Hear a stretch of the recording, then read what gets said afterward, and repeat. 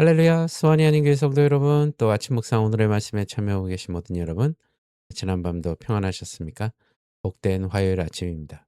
오늘도 주님께서 주시는 말씀과 함께 동행하며 하루를 승리하는 귀하고 복된 그런 사순절이 되시길 바랍니다. 오늘 주님께서 주시는 본문 말씀은 마태복음 17장 1절에서 13절까지의 말씀입니다. 영광을 넘어 순종으로라는 제목으로 여러분들과 함께 또 은혜를 나누도록 하겠습니다.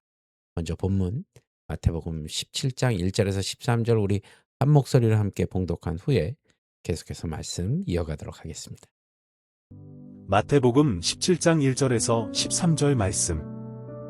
엿새 후에 예수께서 베드로와 야고보와 그 형제 요한을 데리시고 따로 높은 산에 올라가셨더니 그들 앞에서 변형되사 그 얼굴이 해같이 빛나며 옷이 빛과 같이 휘어졌더라.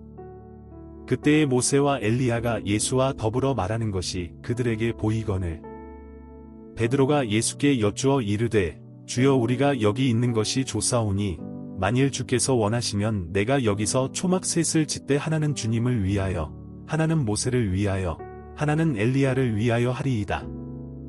말할 때에 호련히 빛난 구름이 그들을 덮으며 구름 속에서 소리가 나서 이르시되 이는 내 사랑하는 아들이요 내 기뻐하는 자니 너희는 그의 말을 들으라 하시는지라. 제자들이 듣고 엎드려 심히 두려워하니 예수께서 나와 그들에게 손을 대시며 이르시되 일어나라 두려워하지 말라 하시니 제자들이 눈을 들고 보매 오직 예수 외에는 아무도 보이지 아니하더라. 그들이 산에서 내려올 때에 예수께서 명하여 이르시되 인자가 죽은 자 가운데서 살아나기 전에는 본 것을 아무에게도 이르지 말라 하시니 제자들이 물어 이르되 그러면 어찌하여 서기관들이 엘리야가 먼저 와야 하리라 하나이까? 예수께서 대답하여 이르시되 엘리야가 과연 먼저 와서 모든 일을 회복하리라. 내가 너희에게 말하노니 엘리야가 이미 왔으되 사람들이 알지 못하고 임의로 대우하였도다. 인자도 이와 같이 그들에게 고난을 받으리라 하시니 그제서야 제자들이 예수께서 말씀하신 것이 침례 요한인 줄을 깨달으니라. 아멘. 오늘 우리가 함께 나누는 마태복음 27장의 말씀은 신앙생활에서 가장 경이로운 산 위의 체험과 가장 치열한 산 아래의 현실이 만나는 지점을 선명하게 보여주고 있습니다. 베드로와 야고보 그리고 요한은 예수님을 따라 높은 산에 올랐다가 평생 잊지 못할 장면을 목격하게 되죠. 예수님의 얼굴이 해같이 빛나고 그 옷이 빛과 같이 휘어지는 영광스러운 변모를 목격했습니다. 이 사건은 단순히 신비로운 시각적 체험을 넘어서 예수님께서 구약의 모든 약속을 성취하시는 하나님의 아들이심을 확증하는 결정적인 순간이었습니다. 그러나 주님께서는 그 영광의 정점에서 산 아래로 다시 내려오십니다. 이 영광의 기억을 품고 고통과 문제가 가득한 현실을 살아내야 하는 우리에게 오늘 본문은 참된 제자의 길에 대해서 깊은 통찰을 전해주고 있습니다. 가장 먼저 우리는 예수님의 본질적인 영광을 마음 깊이 기억하며 살아야 할 것입니다. 높은 산 위에서 일어난 주님의 그 변모는 그분이 잠시 신성을 빌려 내려온 것이 아니라 원래 하나님의 영광을 지니신 본체이심을 드러내는 사건입니다. 이때 나타난 모세와 엘리야는 각각 율법과 선지자를 대표하는 인물들로 구약의 모든 계시가 결국 예수 그리스도 한 분만을 향하고 있으며 그분 안에서 완성된다는 사실을 상징적으로 보여주고 있습니다. 우리의 신앙 여정에도 이처럼 해같이 빛나는 은혜의 순간들이 있습니다. 뜨겁게 기도하며 하나님의 살아계심을 온몸으로 느꼈던 기억이나 말씀이 꿀송이보다도 달게 다가와 가슴을 적셨던 그 감동의 시간들입니다. 중요한 것은 이러한 영광스러운 체험이 그저 과거의 화려한 추억으로만 남아서는 안 된다는 점입니다. 우리가 산 아래의 험한 길을 걷다가 예상치 못한 문제에 부딪혀서 마음이 깊이 낙심될 때 우리는 산 위에서 보았던 그 영광의 주님을 다시 한번 떠올려야 할 것입니다.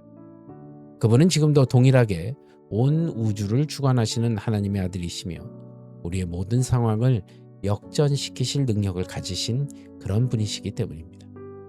영광의 기억은 우리가 어두운 현실 속에서도 방향을 잃지 않게 해주는 영적인 나침반이자 고난을 견뎌낼 수 있게 하는 가장 강력한 동력이 된다는 사실을 기억하시기 바랍니다. 다음으로 우리는 영광의 순간에 안주하려는 욕망을 내려놓고 오직 예수님의 말씀에 순종하는 자리로 나아가야 할 것입니다.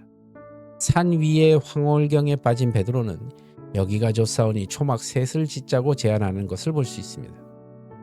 이것은 은혜의 자리, 그 평안의 자리에만 머물고 싶어하는 인간의 지극히 자연스러운 반응입니다. 그러나 그 순간 빛난 구름이 그들을 덮었고 하늘에서 위엄한 하나님의 그 음성이 들려옵니다. 이는 내 사랑하는 아들이요 내 기뻐하는 자니 너희는 그의 말을 들으라 라는 말씀입니다. 하나님은 제자들이 신비로운 현상의 자체에 매몰되는 것을 경계하시고 영광의 주체가 되시는 예수님의 음성에 귀를 기울이라고 명령하신 것이죠.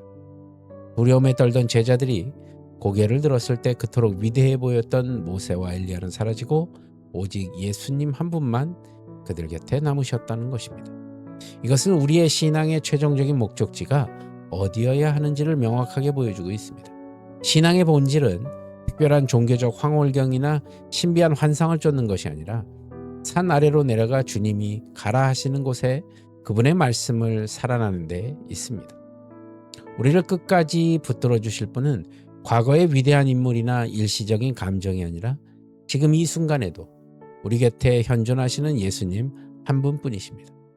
눈을 들어 오직 예수님만 바라보며 그분의 말씀이 이끄는 대로 묵묵히 한 걸음씩 내딛는 그런 순종이 바로 산 위의 영광을 산 아래의 삶으로 이어가는 비결이 될 것입니다. 마지막으로 우리는 하나님 나라의 길에는 영광과 고난이 언제나 함께 있음을 기억하며 살아야 할 것입니다. 산에서 내려오시는 길에 예수님은 당신의 죽음과 부활을 다시 한번 언급하시죠. 제자들은 방금 본 영광이 곧장 승리와 통치로 이어질 것이라 기대했을지 모르겠습니다. 그런데 주님은 인자가 죽은 자 가운데서 살아나기 전에는 이 일을 말하지 말라고 당부하십니다. 영광의 뒤편에는 반드시 통과해야 할 십자가의 고난이 기다리고 있었기 때문입니다. 주님은 침례 요한이 엘리야의 사명을 감당하며 인정받지 못하고 고난 속에 죽어갔던 것처럼 당신 또한 십자가의 길을 걸어가야 함을 명확히 하셨다는 것입니다. 하나님의 나라의 백성으로 산다는 것은 산 위의 그 찬란한 빛과 산 아래의 짙은 그림자를 동시에 받아들이는 삶을 의미하는 것입니다. 때로는 신앙을 지키기 위해 오해를 받고 주님의 길을 따르기 위해 손해를 감수해야 하는 산 아래의 현실이 우리를 지치게 만들 수도 있습니다. 그러나 그 길은 결코 패배의 길이 아닙니다. 이미 주님이 영광으로 승리하신 길이며 그 고난을 통과할 때만 우리는 진정한 부활의 영광에 참여할 수 있다는 사실을 잊지 마십시오. 고난은 우리를 무너뜨리기 위한 장애물이 아니라 오히려 우리가 산 위에서 보았던 그 거룩한 영광을 우리 삶에 실제적으로 새겨넣는 은총의 통로임을 기억하는 저와 여러분이 되시길 바랍니다. 영광의 기억은 현실을 이기는 힘이 되고 말씀에 대한 순종은 그 영광을 일상이 되게 만듭니다. 사랑하는 성도 여러분, 오늘 주님은 변화산에서 맛보게 하신 그 은혜를 품고 우리를 다시 치열한 삶의 현장으로 보내십니다. 산 위에서 보았던 주님의 그 해같이 빛나는 얼굴을 기억하며 오늘 여러분이 마주한 산 아래의 문제들을 당당하게 대면하십시오. 우리가 걷는 이 길 끝에는 변화산의 영광과는 비교할 수도 없는 영광과 완전한 승리가 우리를 기다리고 있습니다. 특별한 은혜의 순간만 갈구하기보다는 그 은혜를 힘입어 일상의 고난 속에서도 예수님의 말씀을 묵묵히 살아가는 참된 제자가 되시길 우리 주 예수 그리스도의 이름으로 간절히 축원합니다. 기도하겠습니다. 주님, 오늘도 주신 말씀을 꼭 붙들고 우리들의 삶 가운데 주님 승리케 하여 주시옵소서. 영광을 넘어 주님의 그 품으로 들어가는 우리 모두가 되게 하여 주셔서 오늘의 삶도 온전히 주님 앞에 올려드리는 귀하고 복된 삶을 살 수 있도록 인도하여 주시옵소서. 모든 것 주님께 감사드리며 나사렛 예수 그리스도를 받들어 간절히 기도드리옵나이다.